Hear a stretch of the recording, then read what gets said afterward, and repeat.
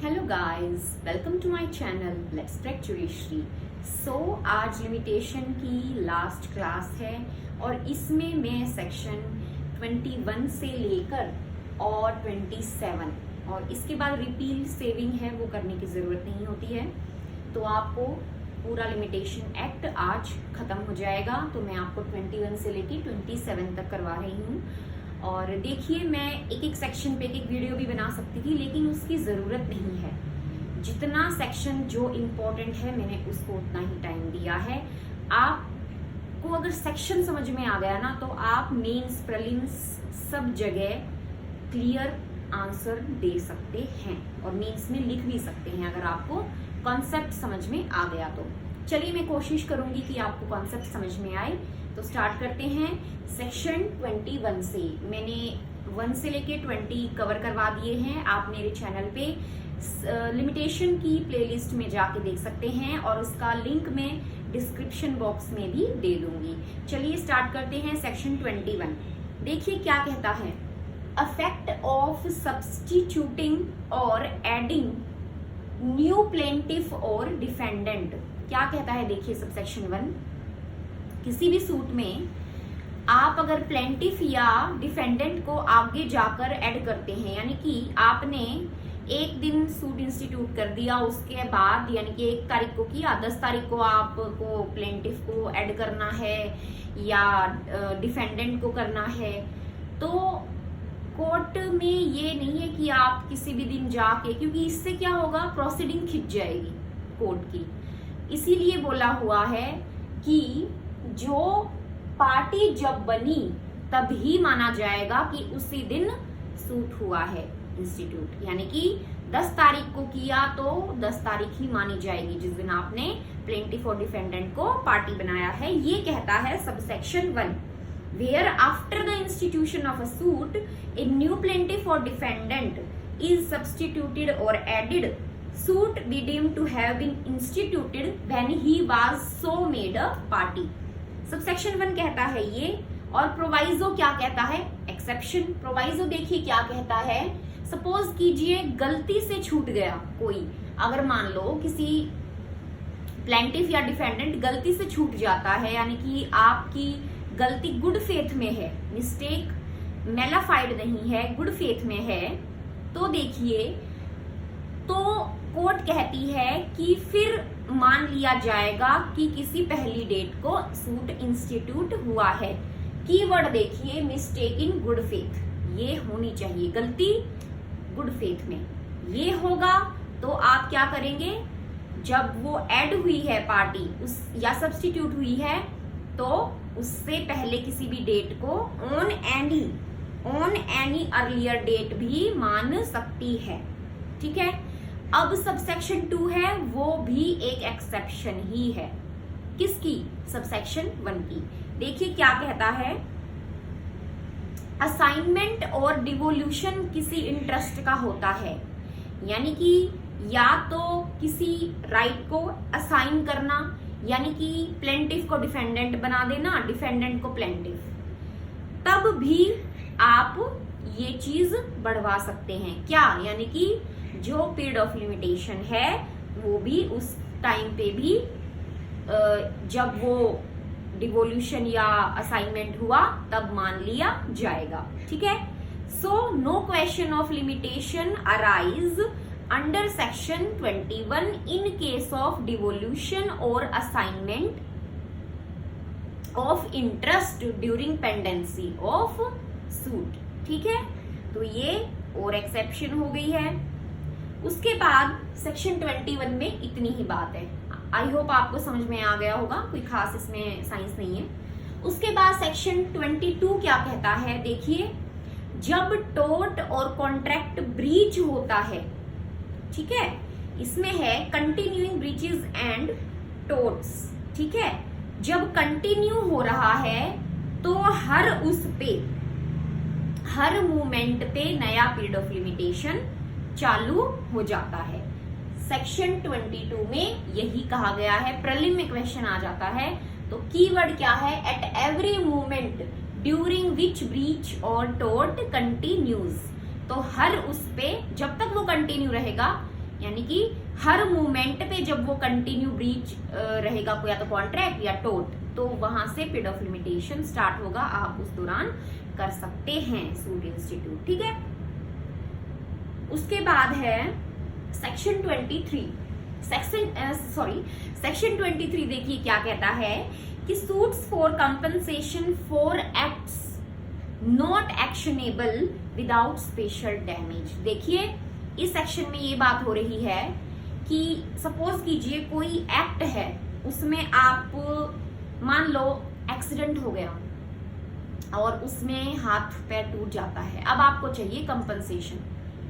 जब तक वो इंजुरी रिजल्ट में नहीं आती, यानी कि तब डिक्लेयर नहीं हो जाता कि हाँ हाथ पैर टूट गया, तब तक आप सूट इंस्टीट्यूट नहीं, sorry period of limitation compute नहीं माना जाएगा। ठीक है, ये कहता है सेक्शन 23। देखिए इसमें इसीलिए है, सपोज एक्सीडेंट होता है तो आपको टाइम लग सकता है इंजुरी रिजल्ट होने में। ठीक है, प्रोसीजर हो जाता है, मान लो डॉक्टर के पास गए, वो आपको, क्योंकि वो तो सर्टिफाई करेगा ना कि अगर आप कंपनसेशन के लिए सूट इंस्टीट्यूट करते हैं तो वहां कॉपी देनी पड़ती है, आप ये नहीं बताओगे एक्सीडेंट हो गया है इसकी वजह से हो गया। ठीक है, तो वहां पे आपको कई फॉर्मेलिटीज करनी होती है कि आपको कॉपी लगानी पड़ेगी कि हाँ भाई मुझे ऐसे ऐसे मैं जा रहा था और इसकी वजह से और ये जो भी है मुझे एक्सीडेंट हो गया और मेरा ये हाथ पैर टूट गया। तो मेडिकल ऑफिसर चेक करके अच्छी तरह से और पूरा प्रोसीजर अपना के जो उसका होता है वो आपको एक सर्टिफिकेट देता है या एक ऑथराइज करता है कि हाँ आप कंपनसेशन क्लेम कर सकते हैं और ये आपका हाथ पैर जो हड्डी वड्डी जो भी है टूटी है।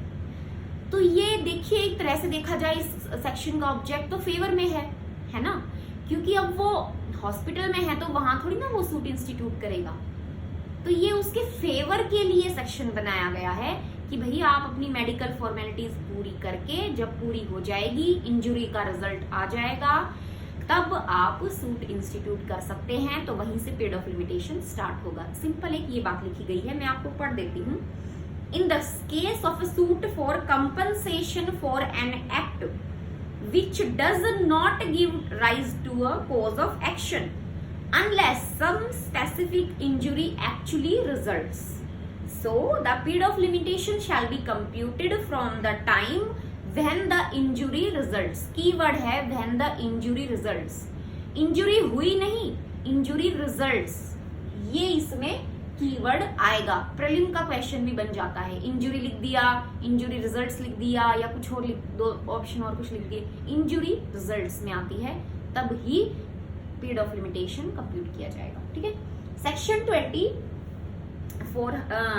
सेक्शन 24 देखिए क्या कहता है कि चलो हमने बात कर ली पीरियड ऑफ लिमिटेशन की, लेकिन ये कंप्यूटेशन ऑफ टाइम किस अकॉर्डिंग होगा, तो ज़्रीज़ोरियन कैलेंडर, ये क्या है देख लीजिएगा। जो हम काउंट करते हैं ना कि जो अर्थ चक्कर लगाती है ऐसे, तो वो 365.24 कुछ होता है, तो वो टाइम ही कैलकुलेट किया जाएगा। तो ये उस कैलेंडर का नाम है, ये प्रीलिम में पूछ लेते हैं, ध्यान रखना। ठीक है, ये बेसिकली वही है 365.25 डेज। ठीक है, तो उसी के अकॉर्डिंग टाइम कंप्यूट होगा, वही माना जाएगा। उसके बाद है पार्ट 4। देखिए पार्ट 4 में 25, 26 हमारे बहुत इंपॉर्टेंट सेक्शन हैं और थोड़ा सा इनको समझिएगा क्योंकि बेरेट में लैंग्वेज काफी टफ है। 25 तो फिर भी थोड़ा इजी है, 26 को आप अच्छी तरह समझिएगा। देखिए क्या कहता है section 25, acquisition of easement by prescription. देखो कोई पर्सन 20 साल तक किसी भी लाइट एयर का या पीसफुली कुछ एंजॉय कर लेता है दूसरी की प्रॉपर्टी से रिलेटेड, तो वो राइट उसका एब्सोल्यूट राइट बन जाता है। बेसिकली ये रूल है, इसी को फर्दर एक्सप्लेन दोनों सेक्शन करते हैं। ठीक है, तो देखिए क्या कह रहा है, access and use of light और एयर पीसेबली इंजॉयड, या इंग्रेडिएंट्स करके भी लिख सकते हैं। और दूसरी चीज टाइम कितना, 20 साल विदाउट इंटरप्शन। ये विदाउट इंटरप्शन क्या है ये आगे एक्सप्लेनेशन में मैं आपको बताऊंगी। ठीक है, 20 साल तक। तो राइट क्या हो जाएगा, एब्सोल्यूट एंड इनडिफिजिबल, यानी कि उस राइट को आप मना नहीं कर सकते, वो उसका एब्सोल्यूट राइट हो जाएगा। रूल है ये। अब ये 20 साल का कोई लिमिटेशन पीरियड नहीं है, ये केवल ये रूल है कि 20 साल तक आपने किया और आपका एब्सोल्यूट राइट हो गया। लेकिन जब बात आई सूट इंस्टीट्यूट करने की, यानी कि आप क्लेम करेंगे तो इंस्टीट्यूट करेंगे सूट, तब ये कब से काउंट होगा, ये बात कहता है सबसेक्शन 2। ये विद इन 2 ईयर्स जो लिखा हुआ है ना, ये प्रीलिम का क्वेश्चन भी बन जाता है। तो देखिए क्या कहता है कि देखो 20 साल यहां पे खत्म हुए, ठीक है, तो जो 2 ईयर्स हैं उनके बीच में वो 20 साल वाला टाइम खत्म होना चाहिए। जब आप सूट इंस्टीट्यूट करेंगे तो वो काउंट कहां से होगा, बिफोर 2 ईयर्स और एंडिंग ऑफ 20 ईयर्स। ठीक है, एक बार दोबारा समझ लीजिएगा। सपोज कीजिए ये है 20 साल, इतने 20 साल आपने पूरा किया। अब आपको जब आप सूट इंस्टीट्यूट कर रहे हैं, क्लेम कर रहे हैं कि ये तो मेरा राइट है, एब्सोल्यूट राइट है, तो जब आपने किया, सपोज यहाँ पे सूट इंस्टीट्यूट किया, तो उसके 2 साल पहले तक के बीच में कभी भी, कोई जरूरी नहीं है इतना ही, 2 साल के अंदर से पहले का 20 साल काउंट होता है। ठीक है, ये ध्यान रखिएगा आप। Each of the said periods of 20 years shall be taken to be a period ending within 2 years। ये 20 साल और यहाँ आपने किया, ये देखो ये 20 साल हुए, यहाँ आपने इंस्टीट्यूट किया इस पॉइंट पे, तो ये हमने 2 साल लिए और ये 20 साल वाला कहीं पे भी, यानी कि यहाँ पे यहाँ पे यहाँ पे वो खत्म होना जरूरी है। फालतू भी हो सकता है, ऐसा कुछ नहीं है कि 20 साल, लेकिन वो काउंट जब करेंगे ना 20 इयर्स, कोर्ट भी तो काउंट करेगी भैया 20 इयर्स कौन से वाले, तो वो यहां से स्टार्ट करेगी कि 2 साल के अंदर अंदर कहां तक ये खत्म, 20 साल वाला पीरियड खत्म हो रहा था। ठीक है, वो मान लो यहां पे खत्म हो गया 20 साल, यहां आपने कुछ नहीं किया, आप ले आए यहाँ पे सूट। अब 2 साल के अंदर अंदर तो आपका पीरियड ही नहीं चला, वो 20 साल वाला, वो तो पहले ही खत्म हो गया था। तो आपको 2 साल के अंदर अंदर करना पड़ेगा। आप सूट इंस्टीट्यूट करने आए तो उन 2 साल के विदिन ही 20 साल वाला पीरियड खत्म होना जरूरी है, ये बात इसमें कही गई है। ठीक है, उसके बाद देखिए 3rd सबसेक्शन कहता है कि गवर्नमेंट के केस में ये टाइम जो है 30 साल का हो जाएगा, क्योंकि थोड़ी प्रिविलेज तो मिलेगी गवर्नमेंट को। तो वहां पे जो आप यूज कर रहे हैं, राइट है आपका एक्सेस ऑफ लाइट, एयर, जो भी वाटर है, तो वो टाइम जो है वो 30 ईयर्स होना चाहिए और वैसे 20 ईयर्स। ये सब सेक्शन 3 कहता है जिस प्रॉपर्टी पे आप राइट क्लेम कर रहे हो, if it belongs to the government, then the time period should be of 30 years, not 20 years। ध्यान रखना।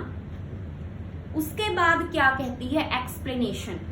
एक्सप्लेनेशन बात करती है इंटरप्शन की। मैंने कहा ना यहाँ पे 20 साल विदाउट इंटरप्शन, तो ये कहती है कि जहां पे nothing is an interruption with in the meaning of this section, जब तक एक्चुअल डिसकंटिन्यूअंस ना हो किसी दूसरे द्वारा, यानी कि जो क्लेम कर रहा है उसका नहीं, किसी थर्ड पार्टी, किसी थर्ड पर्सन ने वहां पे उसको रोका हो। सपोज आप गाड़ी पार्क कर रहे थे कि घर में, और बी आके आपकी जगह पे, उसी जगह पे खड़ी करने लग गया और वो टाइम 1 साल तक रहा, तो वहां पे आपका जो कंटिन्यूइंग पीरियड है विदाउट इंटरप्शन वाला है, वॉयलेट हो जाएगा, वो खत्म हो जाएगा, तो वो वाला आप काउंट नहीं कर सकते। तो उससे क्या माना जाएगा कि इंटरप्शन हो गया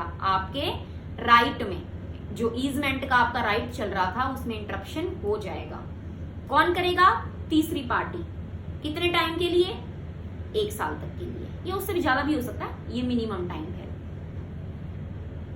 unless where there is an actual discontinuance of the possession or enjoyment by reason of an obstruction by an act, example मैंने आपको बता दिया, of some other person, ठीक है। और नोटिस में दोनों के होना चाहिए, यानी कि आपके भी क्लेम मान लो मैं कर रही हूं और जो तीसरा पर्सन है उसके भी, उन दोनों के नोटिस में ये चीज होनी चाहिए कि हाँ वो जो तीसरा पर्सन है वो वहां पे अपनी गाड़ी खड़ी कर रहा है और वो जो है इंजॉयमेंट उसका नहीं है, क्लेमेंट वाले का, तो वो उन दोनों के नोटिस में भी होना चाहिए, ठीक है। तो 25 आपको समझ में आ गया। अब सेक्शन 26 पे थोड़ा ध्यान दीजिएगा। बेरेक्ट में लिखा तो है लेकिन थोड़ा सा डिफिकल्ट है, थोड़ा सा ही है, ज्यादा नहीं है। तो देखिए सेक्शन 26 किसी सूट इंस्टीट्यूट की बात नहीं कर रहा, ठीक है।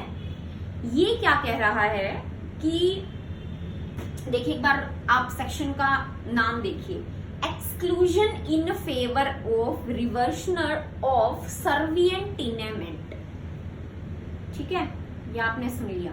अब एक एग्जांपल मैं आपको बताती हूं। मैं हूं ए, ठीक है, और ये है बी, ठीक है। मेरी प्रॉपर्टी है, ठीक है, और बी क्या कर रहा है, वहां पे गाड़ी पार्क कर रहा है, चलो गाड़ी पार्क से ले लेते हैं। बी है वहां पे गाड़ी पार्क कर रहा है, अब वो अपना वहीं पे ही खड़े करे जा रहा है।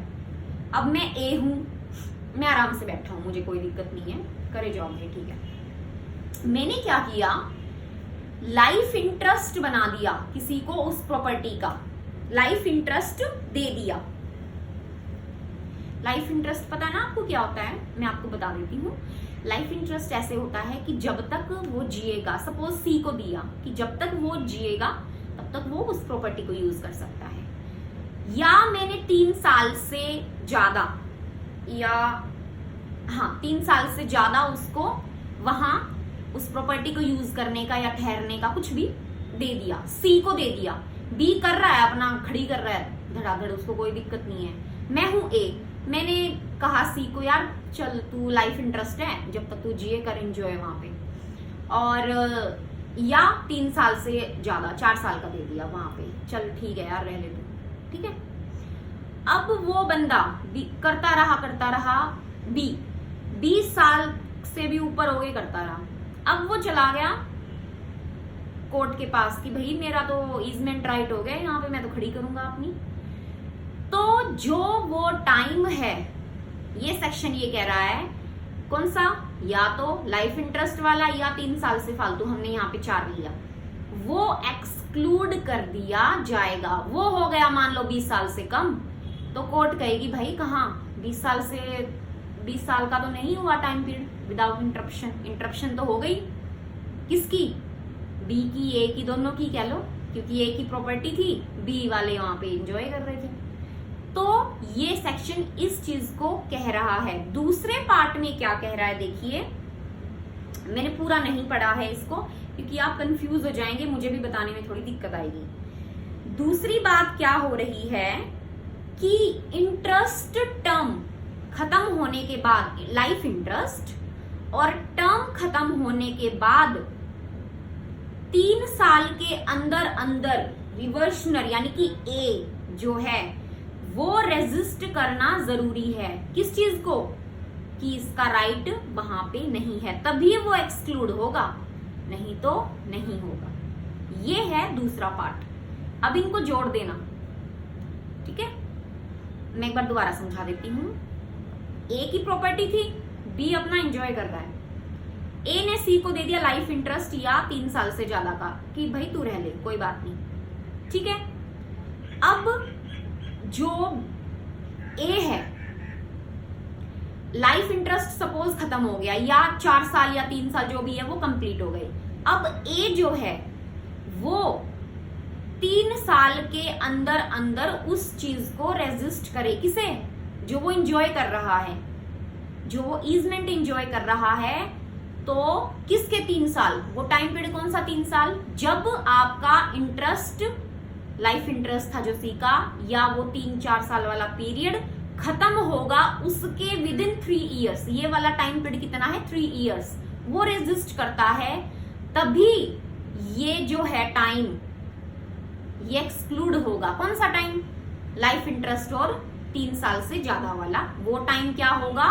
एक्सक्लूड हो जाएगा। किस में से? बी की ईजमेंट में से।